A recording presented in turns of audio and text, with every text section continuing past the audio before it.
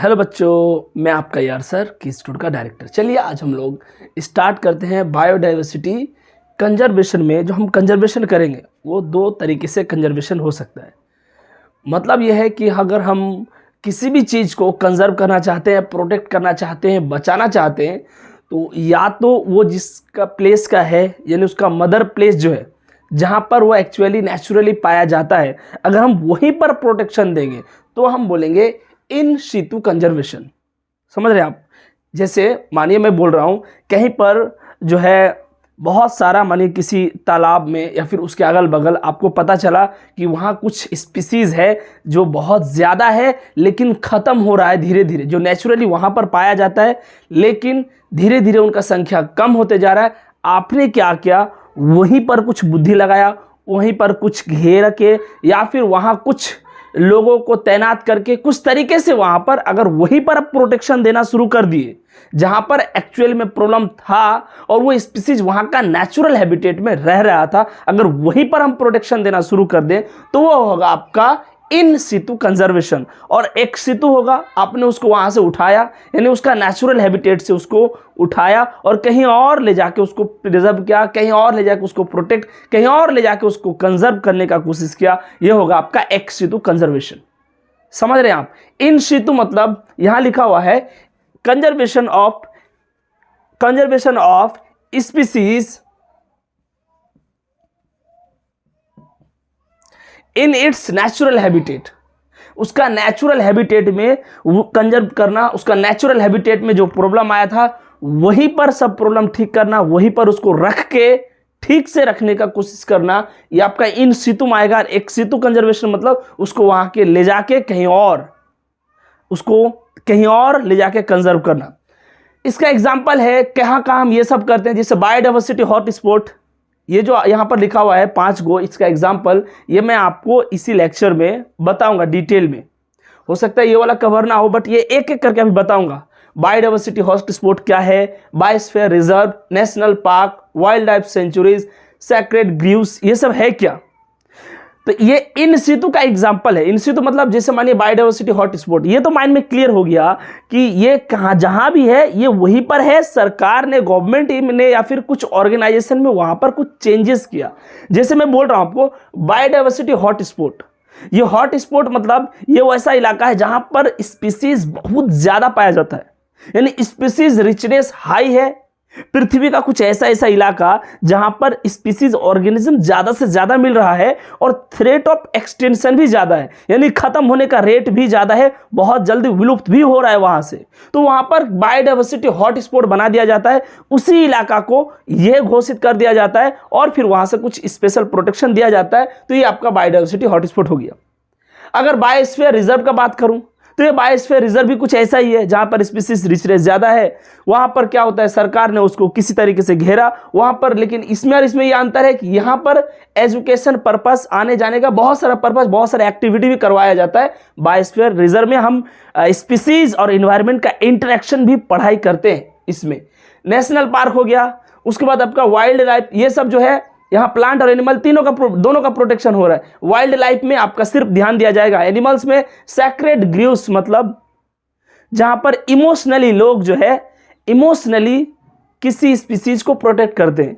मानिए कहीं मजार है, कहीं मंदिर है, तो वहां के अगल बगल क्या होता है, जो पेड़ होते हैं या फिर वहां अगर कुछ ऑर्गेनिज्म एग्जिस्ट करते हैं तो उस स्पीसीज को वहां के लोग ऐसे ही इमोशन होकर उन्हें बचाते हैं। तो ये आपका सैक्रेड ग्रीव्स में आ गया। तो आपको ध्यान रखना है कि ये सब मैं अभी आपको डिटेल में एक एक करके बताऊंगा, इनका और कुछ एग्जांपल भी दूंगा, तो ध्यान रखना है। ये इन सितु कंजर्वेशन का एग्जांपल है। एक्स सितु कंजर्वेशन जैसे टिश्यू कल्चर, यहां लिखा है conservation of species in other than natural habitat. Natural habitat में नहीं, कहीं और। जैसे टिश्यू कल्चर में हम क्या करते हैं, मानिए कोई ऑर्गेनिज्म है जो खत्म हो रहा है, हमें पता है ये स्पीसीज एक्सटिंक्ट होने वाला है, एक स्पीसीज बहुत ज़्यादा खत्म होने के कगार में है, तो उसका कुछ टिश्यू हम कहीं से रख लिए। टिश्यू जानते हैं आप, कहीं से कुछ टुकड़ा उसका, मानिए फ्लावर से, लीव्स से, रूट से, कहीं से अगर हम क्या करेंगे उसको बाद में कल्चर करके टिश्यू कल्चर में उससे हम एक पूरा प्लांट बना सकते हैं। टिश्यू कल्चर का मतलब यह है कि किसी भी ऑर्गेनिज्म का एक सेल से हम उसका एक पूरा ऑर्गेनिज्म तैयार करते हैं विदाउट नेचुरल इन्वायरमेंट, या आर्टिफिशियल इसमें एनवायरमेंट दिया जाता है।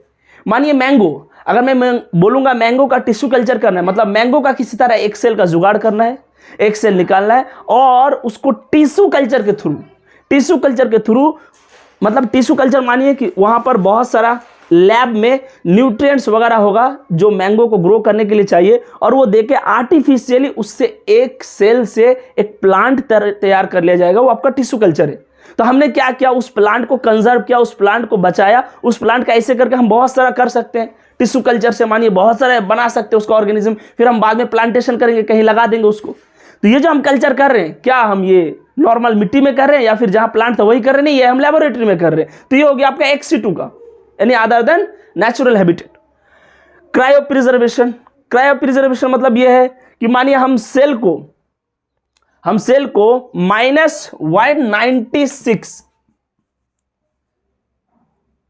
डिग्री सेल्सियस में हम नाइट्रोजन में सेल को जो है कंजर्व करके रखते हैं, और जब जरूरत पड़ेगा फिर उस सेल मानिए लगभग इनएक्टिवेट रहता है, उस सेल को फिर हम बाद में एक्टिवेट करके जब जरूरत पड़ेगा फिर हम उसको ग्रो कर सकते हैं टिश्यू कल्चर के थ्रू। सीड बैंक में हम सीड को कंजर्व करके रखते हैं। सीड कि अगर वो प्लांट जो अभी मानिए कुछ प्लांट से जो खत्म होने वाले, लग रहा है कि ये नेचुरली खत्म हो जाएगा, तो हम उसका सीड को अभी से कलेक्ट कर लेते हैं कि अगर बाई चांस ये एक्सटेंट हो गया तो हम इनमें से कोई भी टेक्नोलॉजी यूज करके या फिर उसका सीड को एक अच्छा इन्वायरमेंट देके हम उसको ग्रो कर सकते हैं। Wild life safaris, zoological parks animals वगैरह के लिए, बॉटनिकल गार्डन प्लांट्स के लिए, ये सब हम लोग खुद बनाते हैं। जूलॉजिकल पार्क्स में आपको पता होगा, जू जिसको हम लोग बोलते हैं, उसमें ढेर सारा एनिमल्स को कहाँ से लेके वहाँ पर जू बनाया जाता है। तो क्या जू नेचुरली होता है? पटना जू आप लोग जो जानते हैं, या फिर बड़ा बड़ा शहर में जो जू होता है, तो क्या ऐसा थोड़ी कि एनिमल वहाँ पहले से आके खड़ा था और घेर दिया? नहीं, पहले उसको डिज़ाइन किया गया और बाहर से उन एनिमल्स को वहाँ पर लाया गया, वो उसका नेचुरल हैबिटेट नहीं है। बॉटनिकल गार्डन प्लांट्स के लिए बनाया जाता है, पेड़ लगा के बनाया जाता है, ऐसे नहीं पेड़ रहता है फिर वह गार्डन बनाया जाता है, ऐसा नहीं है, पेड़ लगा के बनाया जाता है। तो ये सारा जो है मैं फिर आपको अभी एक एक करके बताऊंगा, टेंशन नहीं लेना, बट ये ओवरव्यू था कि एक्चुअली में अंतर क्या है इन सितु और एक्स सितु में। तो आप लोग समझ पा रहे होंगे, क्लियर अंतर है। अगर नेचुरल हैबिटेट में ही प्रोटेक्शन दे रहे हैं हम लोग, तो इन सितु है अदर देन नेचुरल, हम कहीं भी अगर बचाने की कोशिश कर रहे हैं उसको ले जाके कोई भी तरीका से, तो वो हो गया आपका एक सितु कंजर्वेशन। ठीक है बच्चों, आप लोग सबसे पहले इसको नोट डाउन कीजिए और फिर मैं एक एक करके इनका डिटेल स्टडी अभी करूंगा आपके साथ इसी लेक्चर में। ठीक है बच्चों, इसको लिखिए। बच्चों तो चलिए हम लोग स्टार्ट करते हैं इन सितु कंजर्वेशन। जो इन सितु कंजर्वेशन है यानी conservation with in natural habitat, natural habitat में रह के ही हम स्पीसीज को कंजर्व करेंगे। और उसमें भी जो सबसे पहला पॉइंट था वो था बायोडाइवर्सिटी हॉटस्पॉट। बच्चों बायोडाइवर्सिटी हॉटस्पॉट टोटल पूरा वर्ल्ड में 36 पाया जाता है। ये छोटा छोटा नहीं होता है, ये तो इतना बड़ा बड़ा होता है, कभी कभी 3, 4, 5 कंट्री तक फैला हुआ होता है, इतना बड़ा बड़ा बायोडाइवर्सिटी हॉटस्पॉट होता है। देखिए हॉटस्पॉट, बायोडाइवर्सिटी हॉटस्पॉट होने के लिए और बनाने के लिए किस किस एरिया को बायोडाइवर्सिटी हॉटस्पॉट बनाना है, ऑर्गेनाइजेशन ने क्या क्या रूल्स और क्राइटेरियाज लगाया है, उन पर सबसे पहले फोकस करते हैं। सबसे पहली बात यह है high level of species richness. ऐसा जगह को हम बायोडाइवर्सिटी हॉटस्पॉट बनाएंगे जहां पर स्पीसीज बहुत ज्यादा हो, स्पीसीज बहुत ज्यादा हो। क्यों? क्योंकि ज्यादा स्पीसीज रहेगा तो हम वहां पर बचाएंगे, तो ज्यादा से ज्यादा स्पीसीज को हम प्रोटेक्ट कर पाएंगे। दूसरा पॉइंट क्या है, हाई डिग्री ऑफ थ्रेट या फिर हैबिटेट लॉस। भाई स्पीसीज जो है वो तो अमेज़न रेन फॉरेस्ट में भी बहुत है, ट्रॉपिकल रेन फॉरेस्ट में भी बहुत है, तो क्या हम उन्हें बायोडाइवर्सिटी हॉटस्पॉट घोषित कर दें? नहीं, बायोडाइवर्सिटी हॉटस्पॉट होने के लिए तीनों शर्त पूरा होना चाहिए। एक तो स्पीसीज बहुत ज्यादा हो, दूसरा वहां पर स्पीसीज जो है बहुत एक्सिलरेटेड वे में खत्म हो रहा है, यानी बहुत स्पीडली वहां स्पीसीज घट रहा है, यानी हाई डिग्री ऑफ थ्रेट, ज्यादा डर है वहां हैबिटेट लॉस का, एक्सटेंशन होने का। हाई लेवल ऑफ एंडेमिज्म, वहां जो स्पीसीज है वो वहीं पर रह रहा है, दूसरा कहीं और ज्यादा नहीं मिलता है, वो उस इलाका को हम लोग घोषित करेंगे बायोडाइवर्सिटी हॉटस्पॉट। टोटल 36 हॉटस्पॉट बनाए हैं, और पता है आपको ये 36 हॉटस्पॉट ग्लोबल लैंड का 2.5% लैंड रखता है, वर्ल्ड में जितना भी ज़मीन है, सरफेस है, उसका 36 हॉटस्पॉट मिलकर 2.5% ग्लोबल लैंड उसके पास है। 2.5% ज़मीन में सिर्फ आपको 36 गो हॉटस्पॉट मिले, और ये कंजर्व 50% एंडेमिक स्पीसीज। मजे की बात तो ये है, सिर्फ हम 36 जगह को हॉटस्पॉट बना के, 36 जगह को पॉइंट आउट करके हम 50% एंडेमिक स्पीसीज को कंजर्व कर पा रहे हैं। यानी जो एंडेमिक स्पीसीज, जो स्पीसीज विलुप्त और खत्म होने के कागार में है, उनमें से 50% को हम इसी से खाली ठीक कर पा रहे हैं, इसी से हम उसको कंजर्व कर पा रहे हैं, इसी से उसका देखभाल हो पा रहा है। सिर्फ 36 जगह को हमने स्पॉट किया। हॉट स्पॉट 4 गो इंडिया में भी मिलता है, पहले 3 गो था, अब 1 गो और बढ़ गया है, 4 गो। वेस्टर्न घाट, जो वेस्टर्न घाट है, अब बोलोगे सर ये वेस्टर्न घाट किधर है? इंडिया का वेस्टर्न साइड में है। सर ये वेस्टर्न साइड में क्या ये एक ही जगह? नहीं, ऐसा जरूरी नहीं है, ये कई देशों से घूम फिर के इंडिया में भी आया हुआ है। तो आपको मानना पड़ेगा इंडिया में वेस्टर्न घाट में बायोडाइवर्सिटी हॉटस्पॉट का पोर्शन है, पार्ट है, यानी इंडिया में ये एग्जिस्ट करता है। दूसरा, इंडो बर्मा, ये भी एक कंट्री में नहीं है। आप ये मत बोलिए कि ये चारों इंडिया का है, ये बोलना है कि इंडिया में ये चारों पाए जाते हैं। समझ रहे हैं आप? इंडिया में कोको कोला पाया जाता है, इसका मतलब ये नहीं सिर्फ इंडिया में ही कोको कोला पाया जाता है। दिमाग काम कर रहा है आपका? ये चारों इंडिया में लाई करते हैं, आते हैं, और भी कई देश में ये आते हैं क्योंकि ये बड़े बड़े होते हैं। तो western Ghat, Indo Burma, the Himalayas, Sunderland, ये सब जो है ये चारों हॉटस्पॉट इंडिया में लाई करते हैं।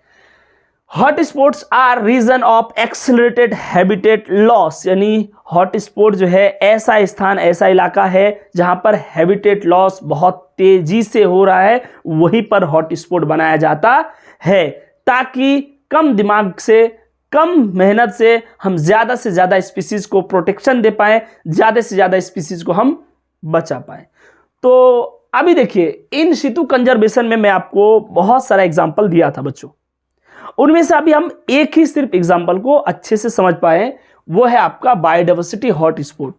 और जो भी इसमें आपको पढ़ना है, बायोस्फीयर रिजर्व्स हुआ, वाइल्ड लाइफ सफारीज हुआ, ये सब चीजें मैं आपको इसी लेक्चर में तो नहीं हो पाएगा, नेक्स्ट लेक्चर में बताऊंगा।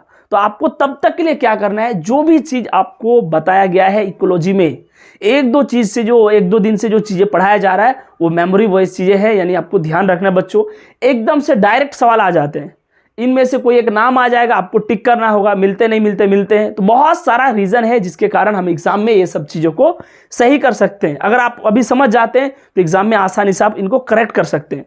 बहुत सारा स्टूडेंट ये है, वो वीडियो को देखते हैं, स्किप कर देते, इधर उधर करते हैं। बच्चों ध्यान रहे, नॉलेज कहीं से भी मिले, अगर क्लियर मिल रहा है तो ले लेना चाहिए। ये नहीं देखना है कि कैसा हो रहा है, क्या हो रहा है। अगर आपको आ रहा है समझ में, अगर आपका माइंड में आ रहा है, ज़रूरी नहीं है बड़े बड़े यूनिवर्सिटीज़, बड़े बड़े स्कूल्स, कॉलेज और इंस्टीट्यूट्स में ही सिर्फ लॉजिकल चीज़ें बताया जा रहा हो। अगर आप लोग देखे होंगे ऑनलाइन, बहुत सारे ऐसे टीचर्स होंगे जो मेरे तरह इतना मेहनत कर रहे हैं आप लोगों के लिए, लेकिन थोड़ा बहुत आपको भी मेहनत दिखाना होगा बच्चों। आपको भी सर्च करके उन चीज़ों का रीज़न पता करना होगा जो अभी तक आपको पता नहीं था। सिर्फ रटने से काम नहीं चलेगा, क्योंकि ऐसा नहीं कि आप अभी एग्ज़ाम देने वाले हैं, अभी हम रट लेते हैं, आधा घंटा बाद एग्ज़ाम होगा, ऐसा नहीं है। आपको 1 साल बाद एग्ज़ाम देना है।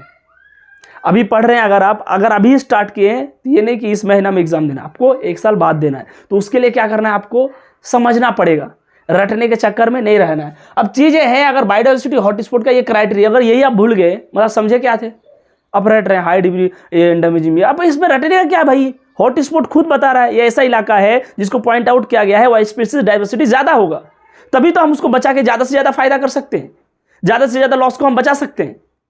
समझ रहे हैं आप लोग? तो जो भी चीज़ें हैं सब चीज़ें लॉजिकल है, आप समझिए। और आप अपने फ्रेंड्स को भी ऐसा लॉजिकल चीज़ें उनसे पूछिए, उनसे बातचीत कीजिए, डिस्कस कीजिए। कई बार डिस्कस करने से चीज़ें और ज़्यादा एक्सप्लोर होता है और अच्छे से समझ में आता है। आपको इतना सारा डिटेल से क्यों बताया जा रहा है, क्यों? अब ऐसा भी तो हो सकता है भाई, बुक में इस तरीके से लिखा हुआ है, कोई आया ऐसे आपको पढ़ा दिया, कौन क्यों खड़ा होकर क्यों समझाना पड़ रहा है?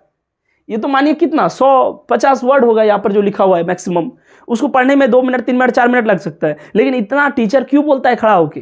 ताकि आप किसी से पूछ पाए, अगर आपको कोई पूछे तो आप उनको जवाब दे पाएं, आप समझा पाएं। इसी से होता है। ऐसा नहीं होगा अगर, तो फिर आप भूल जाएंगे बच्चों, और फिर ऐसा पढ़ाई का कोई फ़ायदा नहीं है। अगर ऐसा आपको लग रहा है कि सर ऐसे ही बस हम स्किप करते हुए देख रहे हैं मज़े लेने के लिए, तो फिर आइए, आपके लिए ये चैनल ठीक नहीं है। ये उन बच्चों के लिए है जो बड़े बड़े इंस्टीट्यूट्स में पढ़ रहे हैं, माइंड में वो बड़े बड़े क्वेश्चंस लेके घूम रहे हैं, जिसको क्लियर और डिटेल से अगर उसको समझ में नहीं आया तो वो समझने के लिए, लॉजिक को समझने के लिए, ताकि सर एग्जाम आज नहीं तो कल, कल नहीं तो परसों, सर कुछ भी हो सकता है, नॉलेज रहेगा तो ये एग्जाम नहीं तो कोई और एग्जाम निकल जाएगा सर। अगर हमें पता रहेगा तो हमारे अंदर कॉन्फिडेंट रहेगा सर। जरूरी नहीं है नीट करेंगे सर, कुछ भी हो जाएगा। उन बच्चों के लिए है। ऐसा नहीं कि सर आ रहे हैं ये सर मजा नहीं आ रहा है ये वो। आपको ध्यान रखने बच्चों, आप समझिए। अगर आपको दिक्कत हो रहा है तो आप कमेंट में बताइए कि सर इस पॉइंट में एक बार और एक्सप्लेन कीजिए। लेकिन बच्चों आपको बहुत अच्छा लग रहा होगा, और आपके साथ साथ मुझे भी अच्छा लग रहा है। इकोलॉजी कुछ ही दिनों के अंदर, 4-5 दिन के अंदर अगला इकोलॉजी आपका खत्म होने वाला है। और इकोलॉजी एक बहुत बड़ा टॉपिक है यार। इसका पूरा लेक्चर, कंप्लीट लेक्चर यूट्यूब में, वो भी एक एक लेक्चर डिटेल से, एक एक टॉपिक शायद ही कोई बताया होगा। हाँ, आप चेक कर सकते हैं। ये टोटल हम लोगों को मानिए 65-70 का करीब लेक्चर्स लग जाएंगे। तो इतना ज़्यादा डिटेल्स में आपको क्यों बताया जा रहा है? सिर्फ आपके लिए, ताकि अभी नहीं तो कभी भी आपका कहीं भी टपक जाए तो आप उनको अच्छे से सॉल्व कर पाएँ, प्रॉब्लम्स आपके साथ ना हो, दिक्कत ना हो। ठीक है बच्चों, तो आप लोग इन चीज़ों को नोट कर लीजिए, और सबसे पहले नोट कीजिए, दिमाग में भी नोट कीजिए, ध्यान रखिए। पेन पेपर जब मैं आपको कुछ बताऊं तब नहीं उठाना है, समय दिया जाता है आपको, वहां पर टैप करके आप लिख सकते हैं। ठीक है बच्चों, फिर हम लोग मिलते हैं नेक्स्ट लेक्चर में। तब तक के लिए खुश रहिए, मस्त रहिए और ज़बरदस्त रहिए।